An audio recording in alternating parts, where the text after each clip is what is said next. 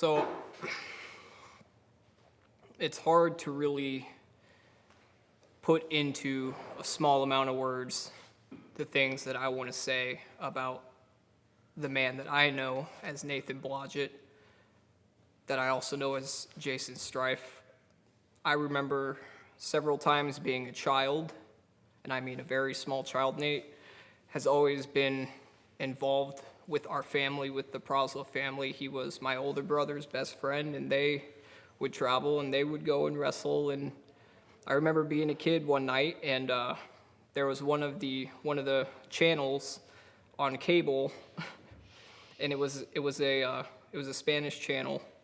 So I couldn't hear the commentary, I couldn't hear anything, and I just remember seeing my brother and Nate wrestling a match, and Strife has my brother up in this big muscle buster, and I only caught the finish of the match. And I remember for like the next couple of weeks remembering that my brother was just on TV with his best friend.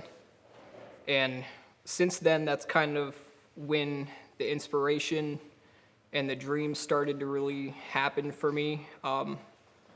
Nate would always pick up my brother and, go to the pool, and we would go along sometimes. And he was always like the life of the party. He was always the man. Every time he walked into an area, into the pool, into a gym, into anywhere, he was the man. And he just had that aura about him that you just know, like, there's something special about this guy.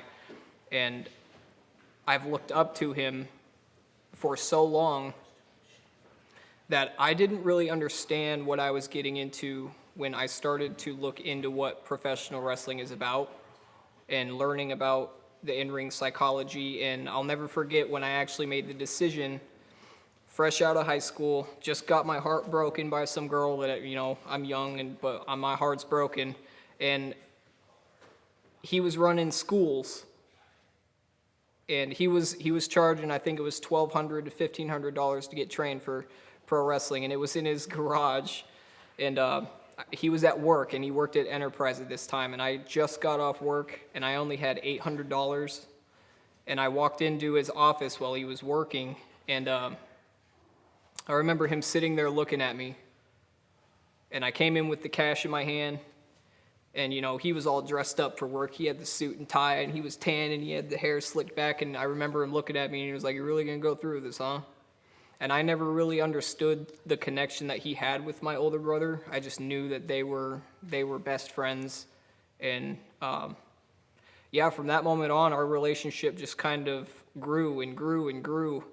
And he started just beating the hell out of me in his garage in the summertime, just running me through bumps all night for hours, 3 days a week. He would train and train and train us, and he expected nothing less than perfection and nothing less than everybody to give it their best. He was the first person that actually started to teach me about learning to take care of my body and to diet and to train properly in proper form and everything with the weights. I needed to get out, and he gave me my fresh start. He asked me if I wanted to go move with him to Des Moines, and I gave up my job. I had no money saved.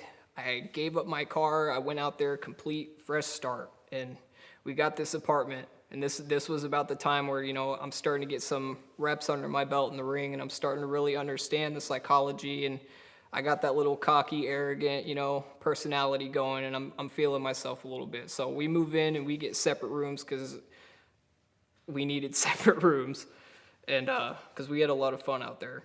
But I remember traveling all around back home for MAGNUM shows, back all around Minnesota, Wisconsin, Arkansas. Like, we would go everywhere, and almost every locker room that I've been a part of, I always expected Nate to be somewhere in the corner, somewhere up at the bar, hanging out with some lady. I always expected him to be somewhere to have some advice for me about how I could better my in-ring psychology and better, my mannerisms, or how I would show my in-ring presence. And those are the things that I always looked up to him about. I never expected being a child and loving wrestling for as long, like everybody here does. And, those larger than life superstars, you looked up to that. I looked up to him. He was that. Everywhere we went, he was that. Walked into a room, that grin on his face, beer in the hand, his gear. Once he would get suited up and he'd go out there and that music would hit, it was like a switch, and he just turned that volume up a little bit more, and everybody just knew that this guy was someone special. He's always been someone special to me. He's always been there right by my side. And it's a little difficult to put into words just how much I miss him, how unreal all of this is, but I can still hear him in the back of my mind going, wuss, or, something along those lines. Maybe not as respectful as calling me a wuss, but I'm going to miss him a lot. And when I needed him most, he was always there. He was always a phone call away. He took me into his home when I had nowhere to go. He mentored me, took me under his wing, and for that, I just don't really know what to say other than I love you, Nate. I'm going to miss you very much.